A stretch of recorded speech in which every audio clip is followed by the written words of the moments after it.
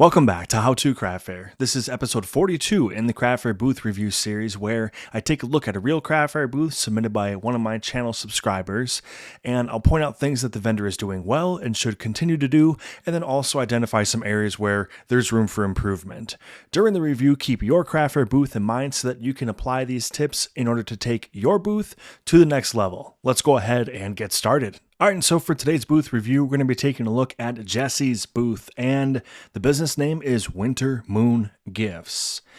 Jessie is based out of Western Colorado, and they're going to be selling predominantly candles and metal art. There's a little bit of jewelry mixed in too, so this is going to be an interesting booth to look at. It's been a while since we've looked at a booth that features multiple categories of crafts, and I think that a lot of vendors fall into this type of situation where they don't want to just stick to one rigid type of craft to sell at their booth. So looking forward to this review, and we're going to be looking at a 10x10 outdoor booth. So without further ado, let's go ahead and take a look.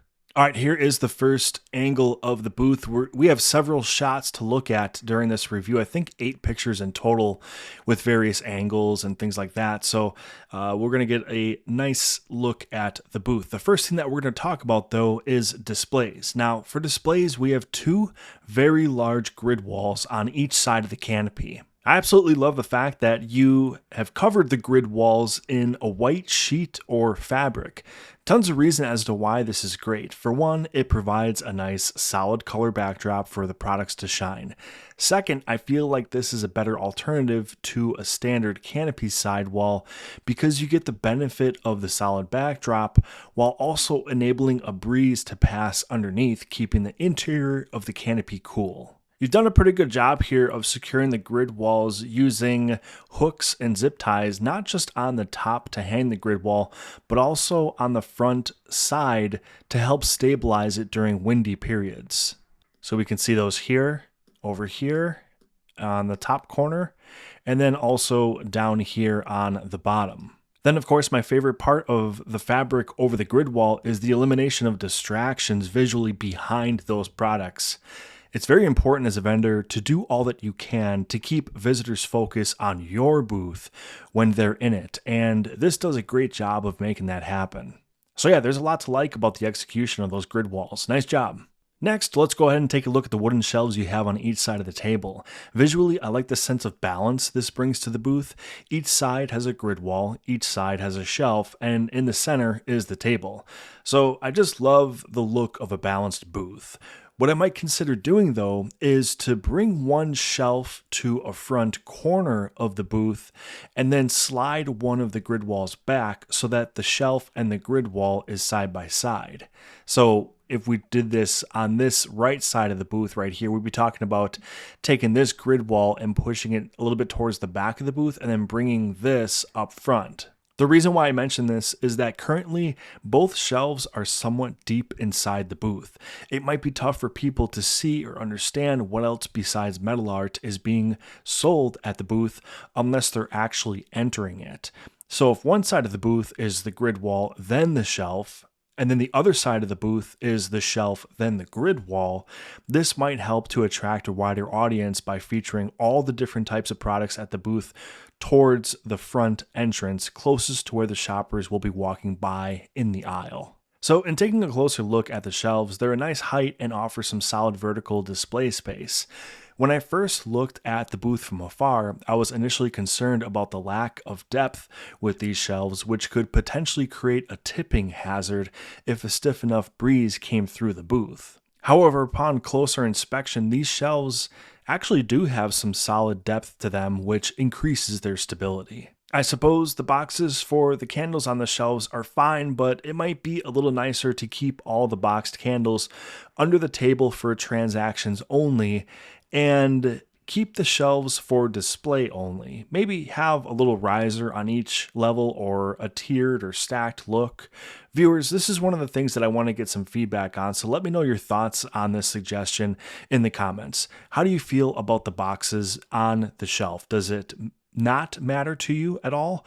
Or do you think the vendor would benefit from stowing these boxes away? So before we wrap up displays, we can touch on the tabletop setup.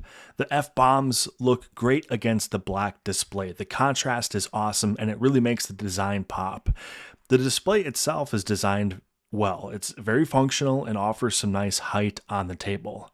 Next to that, we've got the necklace display, and it has a lot of the same positive traits I mentioned with the F-bomb sign. It's got contrast, height, and it's very functional. Finally, on the far right over here, we have the risers set up for the dice. This is likely where we'll find the biggest opportunity for improvement in a display at the booth. All of the dice are dark, every single one of them.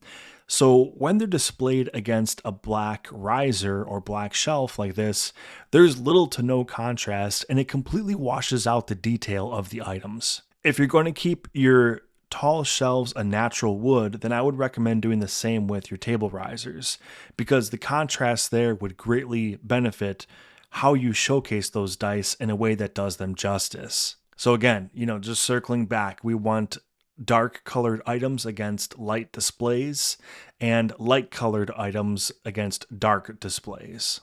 And now as we take a look at the booth as a whole one more time before moving on to pricing, we do have this display out front with the metal art that turns in the breeze, okay? So I like the fact that this is out a little bit from the booth, but one thing I definitely want to mention is that you have to really be careful with utilizing your space at an event. You never want to cross any boundaries, especially with other vendors. I mean, that is a really surefire way to get on the bad side of your fellow vendors, is if you start to kind of overstep space and take up more space than you're allotted for in order to draw attention to your booth, because other vendors will not appreciate this. And as far as the organizer goes, if you start kind of working your way out into the aisle where people are trying to walk, this can be another red flag, honestly. So just be careful about this. I know that you set this up in your yard, for the purposes of this booth review, and I kind of circled back and I asked you to set it up exactly like you would at a show. So I don't know how far out you typically go with this display. But again, just be careful with your space, how much space you're using. Like if you get a 10 by 10 or if you get a 15 by 15 with an outdoor spot, just be sure that you're staying within that. Okay. So I do like this display. It's very functional and it serves a great purpose with these particular items. So the display itself, I like it, but just, use caution with how far you're branching out with your booth. Okay, so let's go ahead and just roll into pricing now. So it looks like you're using zoned pricing throughout your whole booth. Each area of your setup that features a grouping of products has its own pricing sign. The physical signs themselves seem like an appropriate size in each zone that they're in. However, I might consider making the fonts either bigger or bolder. This is going to help shoppers to see those prices a little bit easier in the future. And then on this particular sign, we can see that there's sort of like some fine print here. And in this one, I would say that maybe a little bit of a bigger sign could be beneficial. I think this might be like a 5 by 7 and maybe going up to like an 8 by 10, even a size like you have here, just a touch bigger to help with those smaller fonts once you get down into that fine print.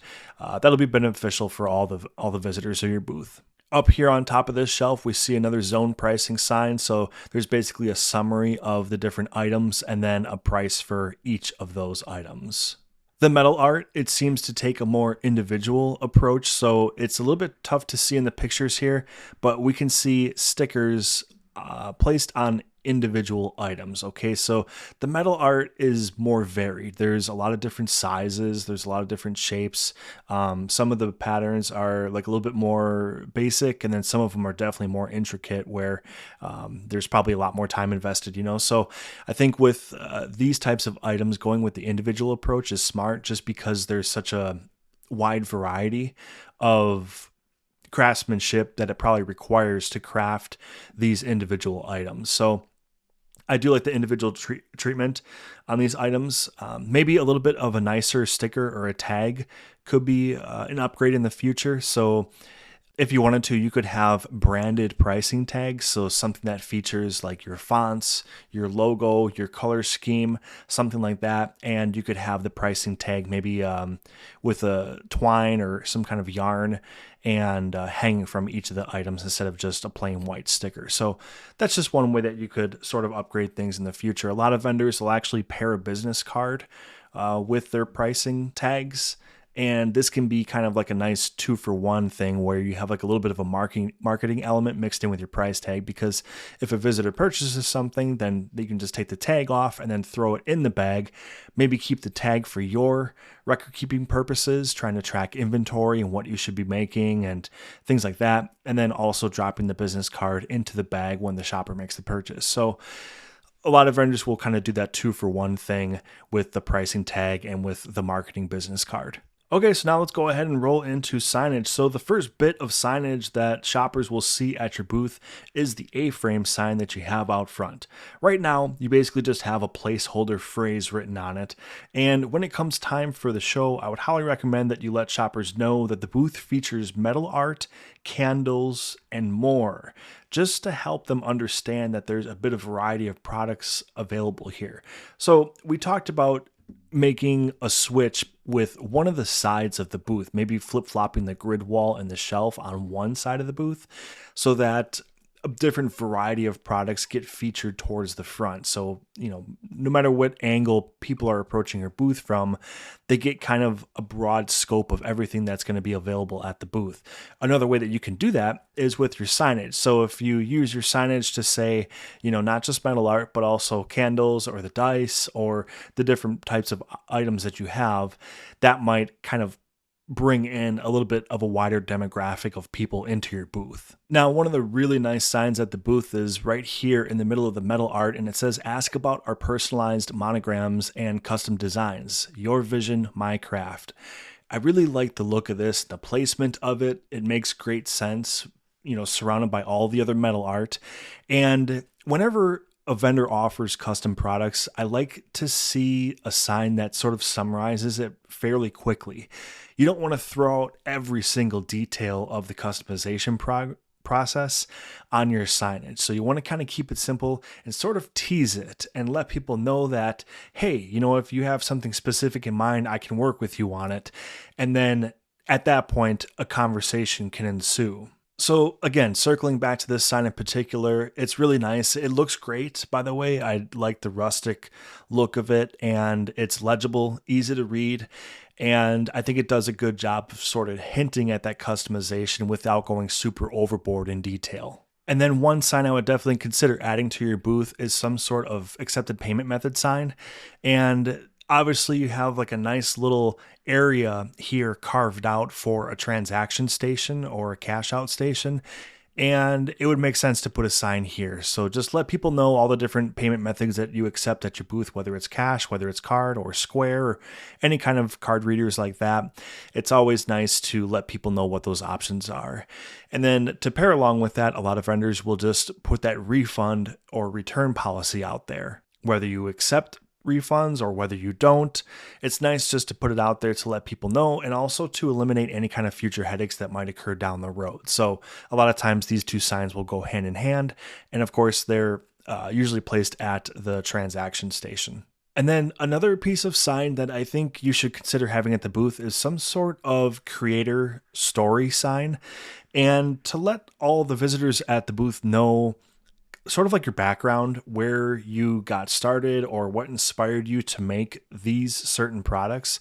Because I think this booth is interesting where there's a little bit of jewelry here. So we see some necklaces, then we see some metal art, then there's the dice, then there's candles.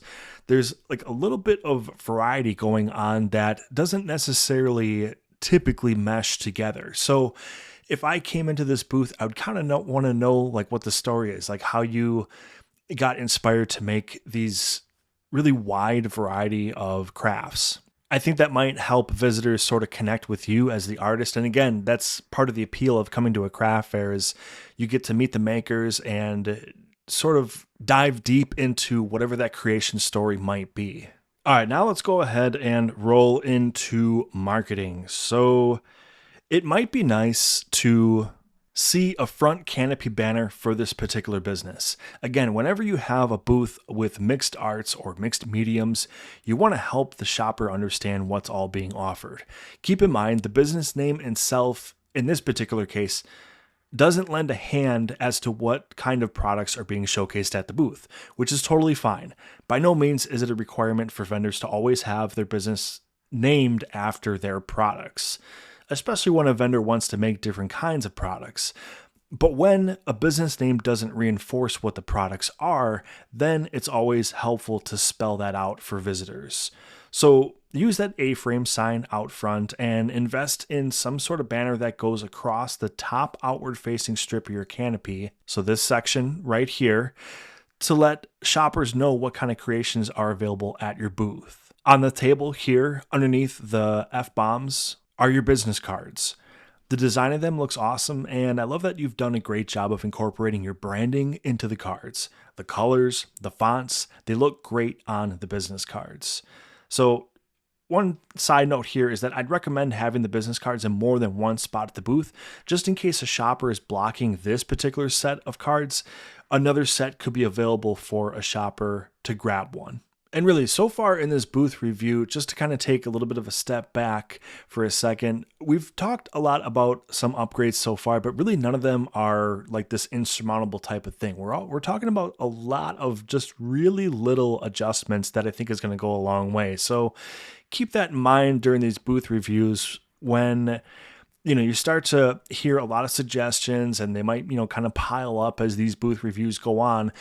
A lot of them are just little, and you don't have to do everything all at once. So kind of take this piece by piece and maybe prioritize the different tips that are going to be presented in the booth reviews and start to tackle them little by little. And as time goes on, it's going to make a really big difference. All right, so with that being said, let's go ahead and roll into vertical space. So vertical space at the booth is definitely above average, whether it's the metal spinner display out front or the A-frame sign, the metal art on the sidewalls, or the setup on and around the table.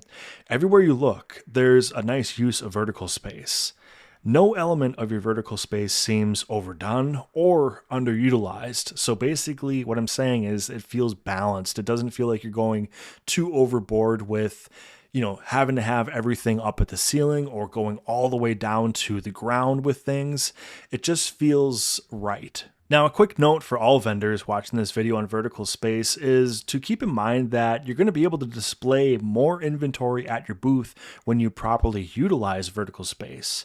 There's some great examples here to draw ideas from, but keep your eyes open at craft fairs to see how vendors are incorporating multiple heights of displays at their setup that enables them to showcase a healthy amount of products. And really, I talk a lot on the channel about how craft fair setups can sometimes mimic retail environments, and with good reason. Whether you're at a grocery store, a department store, or an independent boutique, all of these retail environments do a great job of utilizing vertical space to maximize their displaying ability they've got with limited square footage to work with. And I really feel like that's taking place here. So there's some elements to the booth that I think you have a little bit of work to do on, but as far as vertical space goes, I think this is definitely one of the stronger points of the booth, and I think that you've got it down. I don't really have a whole lot to critique on or tips to deliver because this is definitely one of the strong elements of the booth. So pretty much just keep doing what you're doing, and keep in mind, like I said before, you don't have to go absolutely overboard with something. This is one of those balancing acts too, and I think you're sitting right in that sweet spot right now. So now let's talk about colors, contrast, and texture. The use of blue and teal is nice. It's very eye-catching, especially when it's combined with the black as we see on the tablecloth. There's great contrast between the two colors, which make the logo and the fonts legible from a great distance. And this is really important, especially when you're packed into a large show with dozens or maybe even hundreds of vendors. You start to kind of second guess yourself, and it's like, well, how am I going to draw attention to my booth when there's so much competition at a show? Well, sometimes these little elements like colors and contrast, they can go a long way. And I think this is a really eye-catching setup. I like the black on the blue, and I think it just really pops from a nice distance. I'm able to kind of pull back in this picture here and really see it and read it from afar. Same thing goes with the chalkboard over here. It's got the plain black background it seems like you've gotten some sort of a sticker, maybe like a decal on the top here so that your business logo stays at the top. And again, that pop is just so clear. So it looks very good. And I like that they're kind of inverted from one another. So on the chalkboard, we have the black background with the blue writing. And then on the tablecloth, we have the exact reverse of that. So they work hand in hand, and I think they look really nice both ways. And this is something that really any vendor can do with their setup, is sort of mirror their colors. And sometimes we sort of get into this pattern where it has to be like a certain way. So just for example, if we take a look at the tablecloth, it's black ink on the blue fabric. Well, it doesn't always have to be like that, but sometimes we sort of get in this mindset where, like, the background always has to be blue and the font always has to be black. Flipping that and inverting it makes things interesting, but yet it ties into the existing theme. So that can kind of be one way to sort of not have things be monotonous and repetitive at the booth, but still fit in with the branding. So yeah, again, contrast at the booth I think is above average. The only element that I'm a little bit worried about there is the dice. Okay, so this is a great example. So if we look at the picture from here, if we scan the booth from left to right, we can pretty much identify all the elements of the booth. We see the A-frame sign, great contrast there. The spinning metal displays, they look great out front. And then of course, like I mentioned, with the white fabric with the black metal art and all that looks fantastic. Even the shelf here. So even here, the boxes, I don't really mind them too much from a distance because they're kind of setting up a nice background for the candles. It might be nice though just to put some sort of natural backing on the stand, and then that way you don't have to rely on the boxes to create that solid color for the candles to be up against. But even then, you can easily identify what those items are from back here. And then on the right side, we see these baskets. You can pretty much make that out. The F-bombs, those look great even from back here. And then over here, you can probably tell that those are necklaces from here. However, when we look at the dice and those risers, this is the one product that I would have absolutely no idea what this is from this distance. No clue, okay? So this is one element where if you got a light display in here, and you had those really dark dice up against a light display, that's going to look absolutely fantastic because the color on the dice were phenomenal. In the other angle that we looked at, right here, if we actually zoom in here, the color is really interesting. It has that metallic speckled look on them, and I think it's going to look fantastic up against a light display. But again, what they're up against right now, it's just not doing them any justice or any favors. All right, so let's talk about strength of theme. And whenever a booth features products that don't necessarily go hand in hand, in this case, metal art and candles, you always have to make sure that all the supporting elements of the booth are as cohesive as possible to help tie everything together. When we think of all the ways that this can be accomplished, colors obviously comes to mind, but then you can also make sure that signage, marketing materials, banners, business cards, all those different things can work together in order to make the booth feel cohesive. One of the easy things that we talked about earlier was the price tags that can be hung from the metal art, and that can be interwoven with your branding. So the winter moon gifts, that font is really cool, really interesting. The little moon logo with the tree behind it, that's really interesting. There's a lot of nice visual elements in your marketing, and the more that you incorporate that into all of your supporting role elements like your signage, your price tags, all that other stuff, the more that the booth is going to start to come together as one idea from one vendor. So that's the challenge that vendors face when they have products that go into different categories of crafts. So you need all of those other elements to work together in order to make the booth feel cohesive, like it was one idea from one vendor. So then let's go ahead and talk about accessibility. So right off the bat, I don't see any kind of tripping hazards. The booth, it's pretty neat and tidy, and you use signage to help draw people from a distance. So again, we see that with the A-frame sign. That's going to help to pull the people in from a little bit of distance. If you had this banner upgrade right here, that would be fantastic. That's really going to help to pull people in from a distance. But yeah, from a safety standpoint, I don't really have any kind of concerns.